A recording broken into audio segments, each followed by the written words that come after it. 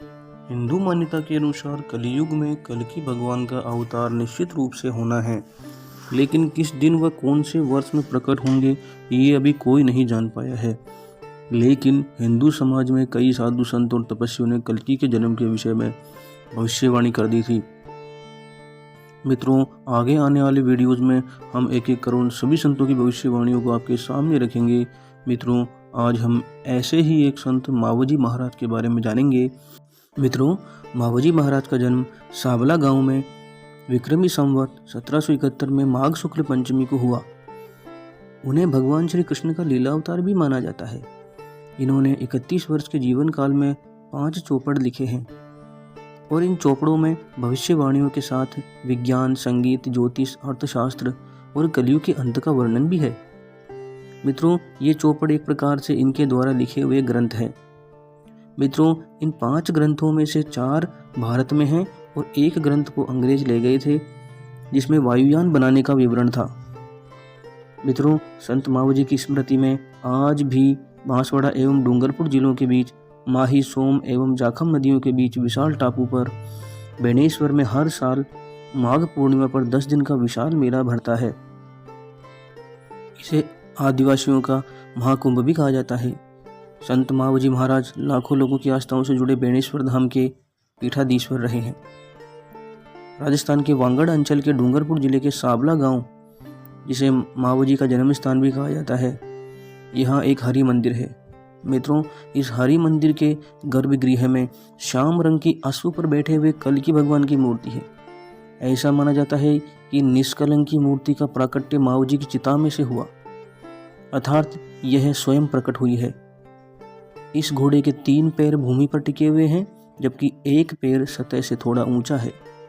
मित्रों, यहाँ के लोग ऐसा मानते हैं कि यह पैर धीरे धीरे भूमि की तरफ झुक रहा है और जब यह पैर पूरी तरह जमीन पर टिक जाएगा तब दुनिया में कल्कि भगवान का प्राकट्य होगा। अभी इसमें कागज निकल जाने भर का अंतर शेष है। संत मावजी रचित ग्रंथों एवं वाणी में भी इस बात को स्पष्ट किया गया है। संत मावजी महाराज के अनुयायी पिछले पौने 300 वर्षों से ज़्यादा समय से इस भावी अवतार की प्रतीक्षा में जुटे हुए हैं। यहाँ के भक्तों की मान्यता है कि वे जिस देवता की पूजा कर रहे हैं वे ही कलयुग में भगवान विष्णु के कल्कि अवतार के रूप में अवतरित होंगे और पृथ्वी का उद्धार करेंगे। इस बारे में कल्कि पुराण व अन्य धर्मशास्त्रों में संकेत भी किया गया है। मित्रों, अब बात करते हैं उनकी कलयुगी अंत की भविष्यवाणियों की।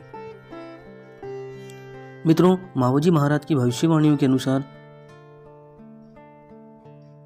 संतन के सुख करण को हरन भूमि को भार, हवे है कलयुग अंत में निष्कलंक अवतार, अर्थात सज्जनों को सुख प्रदान करने और पृथ्वी के सिर से पाप का भार उतारने के लिए कलयुग के अंत में भगवान का निष्कलंक अवतार होगा। संत मावजी ने एक अन्य दोहे में लिखा है, श्याम चढ़ाई करी आखरी गरुड़ ऊपर असवार, दुष्टि कलिंगो सेंधवा असुरनी करवा हाण, कली काल व्याप्यो घणो कली मचावत धूम, गो ब्राह्मण नी रक्षा करवा बाल स्त्री करवा प्रतिपाल। अर्थात इस मावजी की वाणी में कहा गया है कि कल्कि अवतार या श्याम प्रभु गरुड़ पर सवार होकर कलयुग पर चढ़ाई करेंगे और दैत्य दानवों और 14 मस्तकधारी कलिंगा, जिसे हम कली राक्षस भी मानते हैं, इसका विनाश कर चारों युगों के बंधनों को तोड़कर सतयुग की स्थापना करेंगे। इस कली राक्षस की लंबाई 32 हाथ लिखी हुई है। मित्रों, यह अवतार गौ ब्राह्मण स्त्री का प्रतिपाल अर्थात रक्षक रहेगा तथा धर्म की स्थापना करेगा। इसके बाद सर्वत्र शांति, आनंद और समृद्धि का प्रभाव होगा। मित्रों, कल्कि अवतार के स्वरूप के बारे में संत मावजी के चौपड़ों में यह अंकित है, धोलो वस्त्र ने धोलो शणगार, धोले घोड़ी ले घूघर माला, राय निकलंग जी होय असवार, बोलो देश में नारायण जीनु निष्कलंकी नाम, क्षेत्र साबला पूरी पाटन ग्राम। अर्थात कल्कि भगवान सफ़ेद वस्त्र और सफ़ेद घोड़े पर सवार होकर धर्म स्थापना के लिए निकलेंगे। इनका नाम निष्कलंक भी होगा और ये साबला, जिसे हम संभल ग्राम भी कहते हैं, कि पाटन स्थान पर प्रकट होंगे। लेकिन मित्रों, यह संशय अभी भी बना हुआ है कि क्या ये वही संबल ग्राम है जो कल्कि पुराण में अथवा भविष्य पुराण में बताया गया है। मित्रों, हम एक और इनके पद की रचना में देखते हैं। जम्मू में झंडो झड़ से नवलक तारा, 3 तारा में प्रभु जी प्रकटे, जाए जम्बू द्वीप माए। अर्थात इसमें कहा गया है कि भगवान सर्वप्रथम जम्मू में अपना पराक्रम दिखाएंगे। अर्थात भगवान पाकिस्तान और भारत का जो युद्ध होगा और वो जम्मू के नाम के स्थान पर होगा, वहाँ वे जाएंगे और भारत के लोगों की तरफ से भी लड़ेंगे और भारत के लोगों की रक्षा करेंगे। तो मित्रों, ये दोहा बहुत महत्वपूर्ण है। इससे हमें पता चलता है कि निकट भविष्य में हमारी जो स्थितियां हैं वर्तमान भारत और पाकिस्तान के मध्य, उनसे देखते हुए यह लगता है कि निकट भविष्य में कभी भी युद्ध हो सकता है।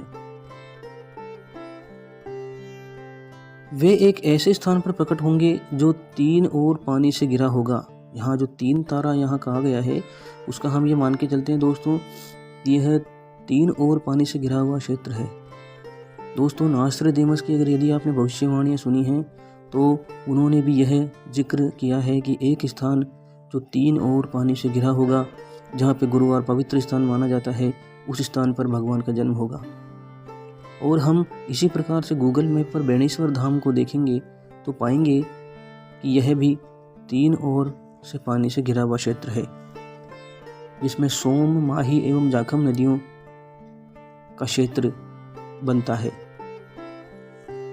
माऊ जी की वाणी में स्पष्ट कहा गया है कि सब देवन का डेरा उठ से निष्कलंक का डेरा रहे से, अर्थात मंदिर, मस्जिद, गिरजाघर सब टूट जाएंगे, लेकिन कलयुग में अवतार लेने वाले निष्कलंक भगवान का मंदिर रहेगा, जहाँ सभी धर्मों के लोगों को आश्रय प्राप्त होगा।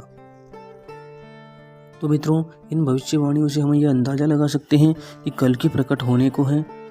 मित्रों, माऊ जी की कुछ और भी भविष्यवाणी है, लेकिन समय अभाव के कारण हम कुछ ही आपको दिखा पा रहे हैं।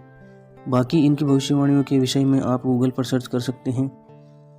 मित्रों, अगले वीडियो में हम एक और संत की भविष्यवाणी को लेकर के आएंगे। मित्रों, अगले वीडियो में हम एक और संत की भविष्यवाणी को लेकर के आएंगे।